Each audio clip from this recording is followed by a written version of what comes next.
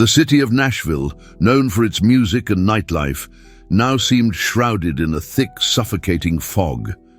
Neon lights reflected off the deserted streets, casting eerie shadows over a city in a state of decay.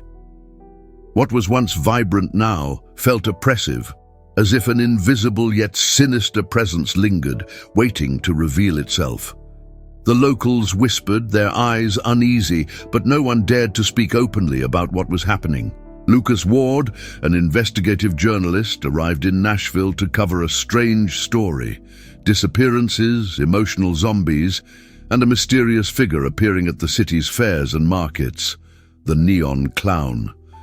A clown who, unlike the others, didn't bring joy but despair, warping minds and consuming the souls of those who dared to gaze into its bright eyes. It all began in Tulare, a small town where the Neon Clown was initially just a bizarre attraction at a traveling carnival. When the carnival visited Tulsa, a tragedy struck during one of its shows. A strange accident caused several people to disappear, and the clown, more than just a figure, transformed into a supernatural entity, a curse that spread, consuming anyone who crossed its path. Skeptical about urban legends and myths, Lucas began investigating the reports of mysterious disappearances. He visited local fairs and markets, trying to find any clue that would explain the events. But what he didn't know was that by looking at the Neon Clown, he had already been marked. Lucas's first encounter with the clown was at an empty fairground. The place was deserted, the food stalls seemed abandoned, and the echo of a distorted laugh filled the air.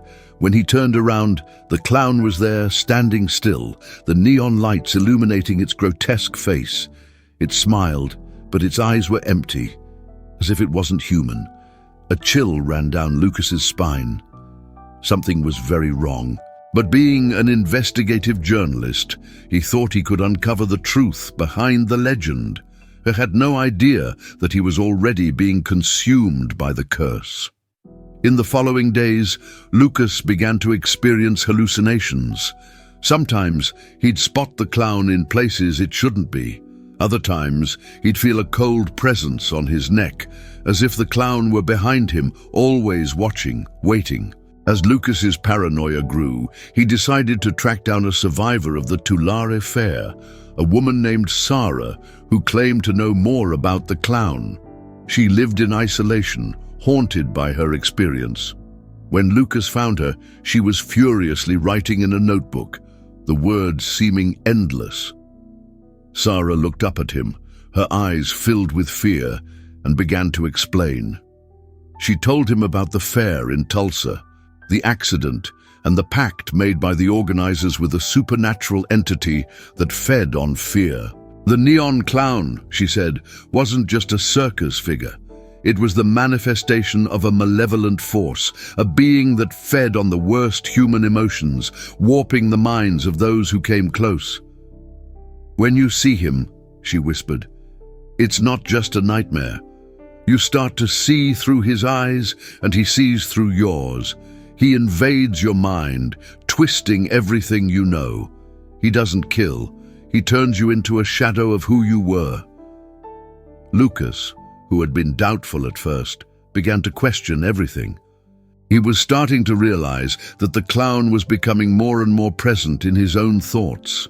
Like a psychological scar, the clown's image haunted him, growing more real, more detached from reality. As the investigation progressed, Lucas found himself increasingly lost. The hallucinations were no longer just fleeting images or visions.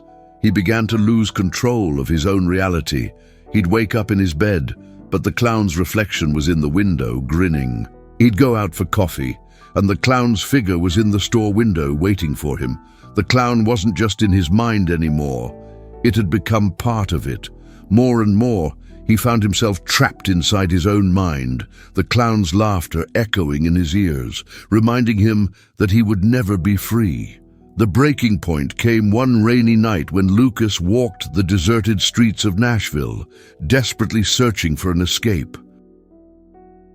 It was then, in the heart of the city, that he saw the neon clown once again standing at the corner, its eyes glowing in the dark. "You can't escape, Lucas," the clown said in a soft voice, but one filled with venom. "I am you. I am everything you fear." Lucas tried to run, but with each step he sank deeper into the mental labyrinth created by the clown's presence. He wasn't fighting the clown anymore. He was The city seemed to be disintegrating around him, and the neon light that once illuminated the streets now appeared distorted, as if reality itself were unraveling. Lucas was in a state of absolute despair. He no longer knew if he was dreaming or awake. The clown was inside his mind. In the final moment, as the clown grinned at him, Lucas screamed, but his voice was drowned out by the grotesque, distorted laughter of the being now controlling his mind. And then, everything went dark. Weeks later, the people of Nashville began to wonder what had happened to Lucas Ward, but no one truly remembered him. Only stories started to circulate. Lucas had disappeared, but the city seemed to return to normal, but the neon lights, as always, flickered and went out, and whenever someone looked into a reflection, they might catch a glimpse of the eerily familiar smile of the neon clown, waiting for the next one. Curious to learn more about the mystery of the neon clown? Drop your thoughts in the comments and share this story with your friends. Did Lucas really disappear?